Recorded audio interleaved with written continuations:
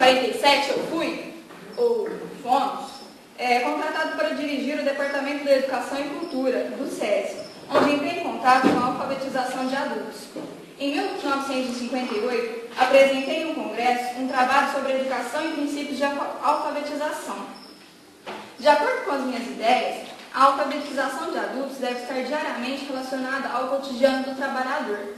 Desta forma, o adulto deve conhecer sua realidade para poder inserir-se de forma crítica e atuante na vida social e política. E então, no começo de 1964, fui convidado pelo presidente João Goulart para coordenar o Programa Nacional de Alfabetização. Mas acontece que logo após o golpe militar, o nosso método de alfabetização foi considerado uma ameaça à ordem, pelos militares, lógico. Fomos exilados, fomos morar lá na Suíça e no Chile. Putz, cara, a Suíça é linda. Que castigo foi esse, não é mesmo?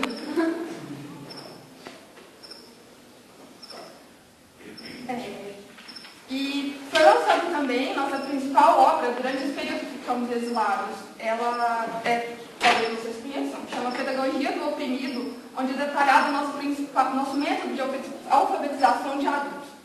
E só depois de 10 anos do lançamento dessa obra, em 1979, que podemos retornar ao Brasil. É legal que nenhum Paulo disse aqui, não foi nenhum castigo. Assim.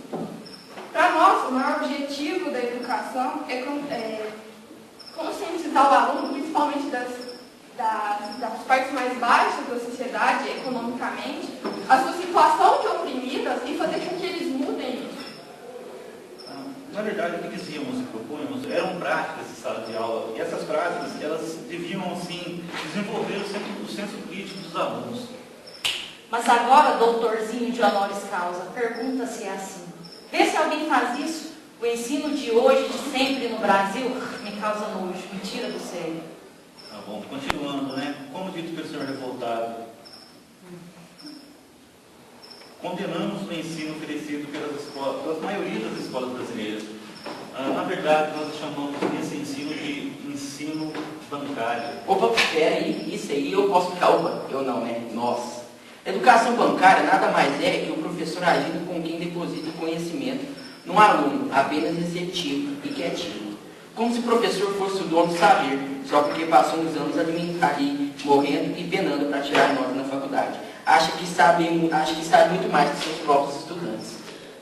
Esse Paulo tem razão. Só porque o professor faz faculdade não quer dizer que os estudantes são menos inteligentes. Na verdade, os professores e os estudantes têm sabedorias diferentes. O aluno, alfabetizado ou não chega à escola levando uma cultura que não é melhor nem pior do que a do professor.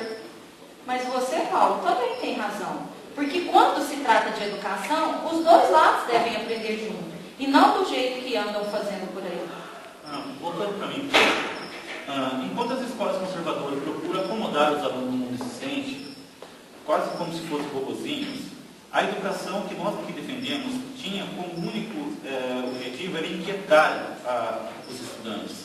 Não, e lembrando também que dizemos que inquietar não significa que a sala é uma zona, logicamente.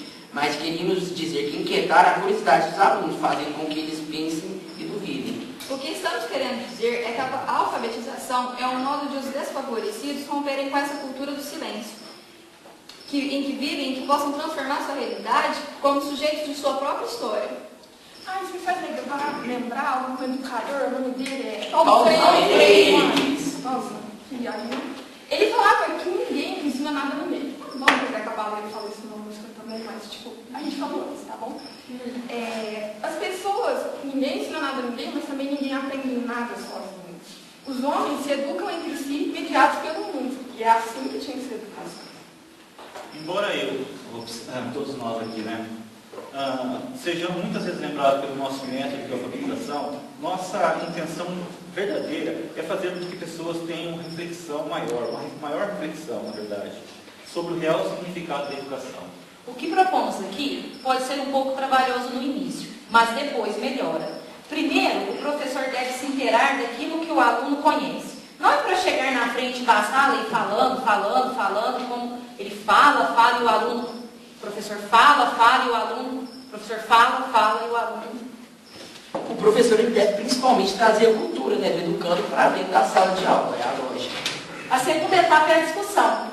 E assim o aluno irá ter sua visão crítica dos temas trabalhados em sala de aula. Exatamente. É com essa visão crítica que o aluno poderá pensar sobre outras coisas do dia a dia. Ou seja, não vai simplesmente aceitar o que ele é imposto. É isso que eu queria dizer, Paulo. Isso mesmo. E é por isso a chamada etapa da problematização, quando serão sugeridas soluções para os problemas discutidos em sala de aula. E todo esse processo tem como objetivo a conscientização do aluno. Viu? Nem é tão complicado assim.